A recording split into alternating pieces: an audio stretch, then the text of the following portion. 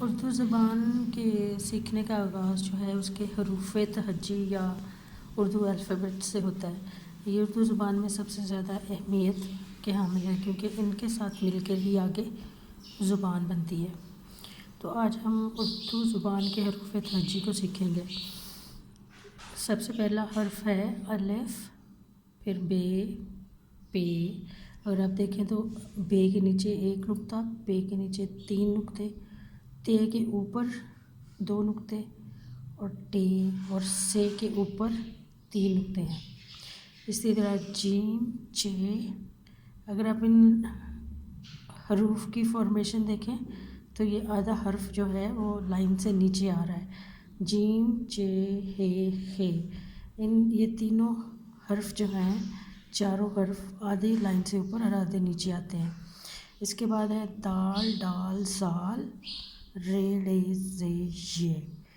سین، شین، صاد، زواد۔ اب دیکھیں سین، شین، صاد اور زواد، یہ بھی آدھا جو اس کا یہ گول حصہ ہے یہ لائن سے نیچے آتا ہے۔ توئے، زوئے، عین، غین۔ عین اور غین کا بھی آدھا حصہ لائن سے نیچے آتا ہے۔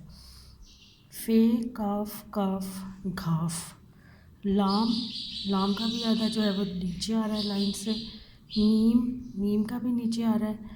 نون، واو، ہے، حمزہ چھوٹی ہے بڑی ہے۔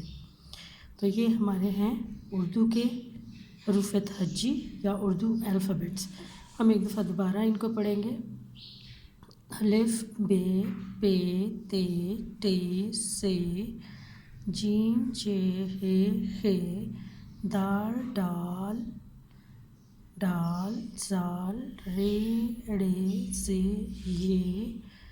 سین، شین، صاد، زواد، توئے، زوئے، عین، غین۔ فے، کاف، کاف، گھاف۔ لام، میم، میم۔ نون، واو، ہے، حمزہ چھوٹی ہے بڑی ہے۔